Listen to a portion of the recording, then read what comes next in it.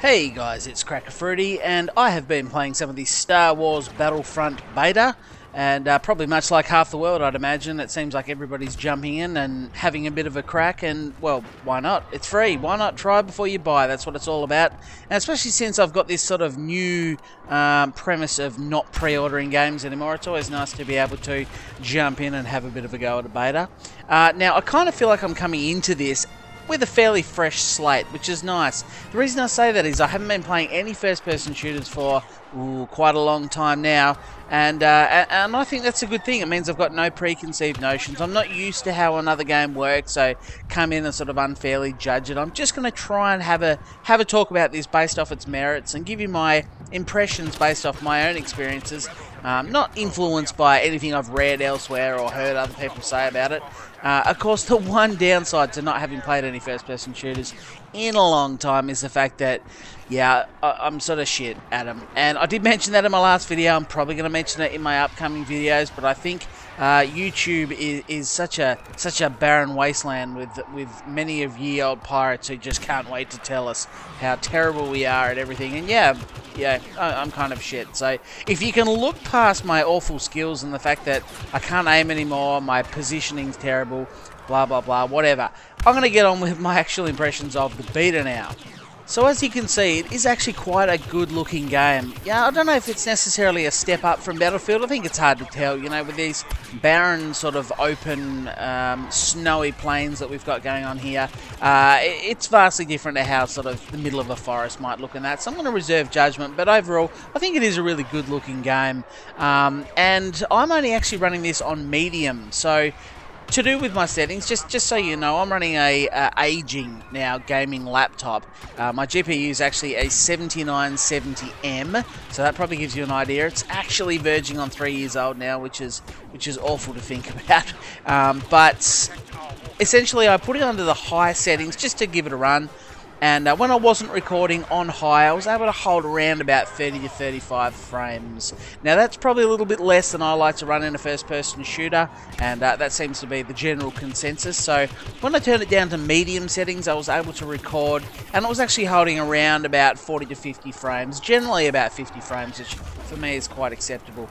And, yeah, I'm confident if I didn't want to record, I could put it on high, maybe turn a couple of the shaders down and post-processing effects that may not have that much impact. And I'm going to get that high visual effect without it really having a hit. I like to hold around the 50 frames per second if I can. I'm not too concerned much above that, but yeah, otherwise it's a good looking game and it seems to run quite well even on my aging machine, despite the fact that when I first loaded it up it actually defaulted me to low settings. On low settings I found I was getting sort of 70 or 80 frames, which is really more than I need, I suppose. Now they did make two game types available in the beta, the Drop Zone and Walker Assault. This is the Walker Assault. I think I've unlocked the 3 guns available, and you can see I've just brought them up on the screen now. The E11 in the middle is what you start with. You unlock the DH17, which was on the right hand side. That's more of a short range gun, not so great for this game mode. And you'll see I selected the A280C on the left. That's sort of better for long range, and I find on this map that's the gun to have. Now, the way this game handles its alternative weapons and attachments type thing is a little bit different from other games, which I think is a good thing because, you know, we all complain when we get the same thing over and over again. So the way they've gone about it, you'll notice down the bottom right-hand corner of the screen I have 3 cards. So as you play along each level and as you rank up and things like that, you unlock different cards that you can purchase just with in-game credits. Once you purchase the cards, you get to make your own stack of 3. So I think there was around about 7 or 8 cards in the beta. I haven't unlocked them all, but I did unlock a few, or at least 3, as you can see. I selected my card stack, and what I've got personally on the left, a grenade. So you can see that I actually throw the grenade out. There is unlimited grenades. You just have to wait for the cooldown. Throw the grenade, you wait it out, and you can do that. Whether or not that's going to result in grenade spam across different maps and things like that when the game comes out, I don't know, but in the beta it seemed to work okay. The middle one's more of a benefit. I think it improved my gun's damage model or something like that. I can't remember what that one was specifically. Now they're locked into their different card slots as well. You can't shuffle them around.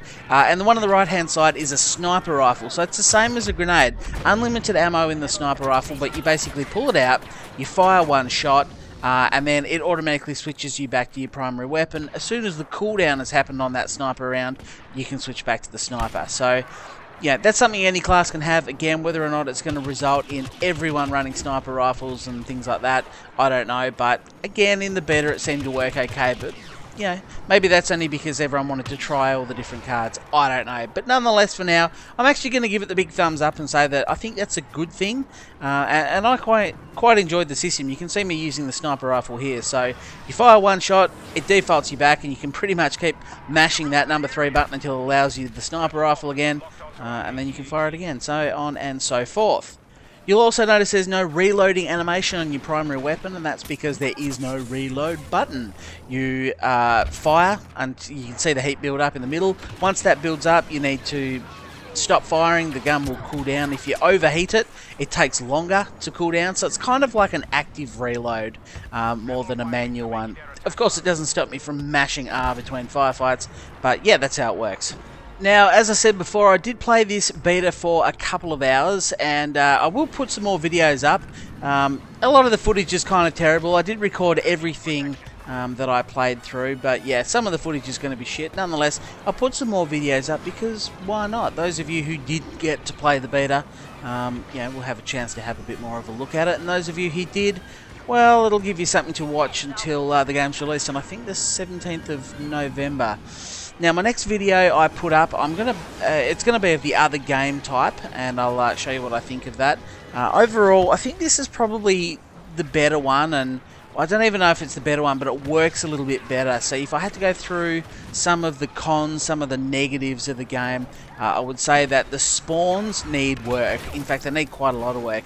On this particular map, you often got away with it, but spawn camping is a real thing. If you control the area around where the opposition spawns, and I did see this a little bit, you can just get owned over and over and over again if you're stuck in that spawn. So that needs to be worked on here. And in the other map, I mean, I'll go through this in my next video, but it is a little bit of a clusterfuck. People spawning everywhere behind you, in front of you, and it's just a bit of a nightmare. So in terms of that is kind of a big con. However, I did play the Battlefield 4 beta, and I also played the Battlefield 3 beta, and I've got to say that I'd have to give this the thumbs up for the best one of the three of them.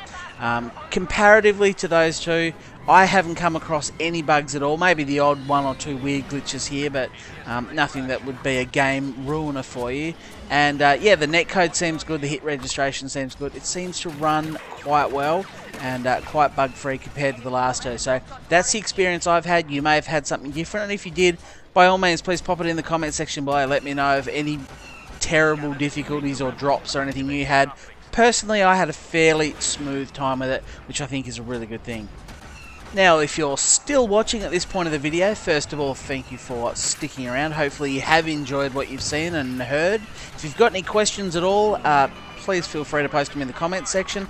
Also share your experiences. Tell me if you thought it was a good beta, if you had any dramas, bugs, glitches, anything like that. But I think for this video, that's all I'm going to talk about. It's already probably gone on way too long, so thank you very much for watching, and I'll catch you in the next one.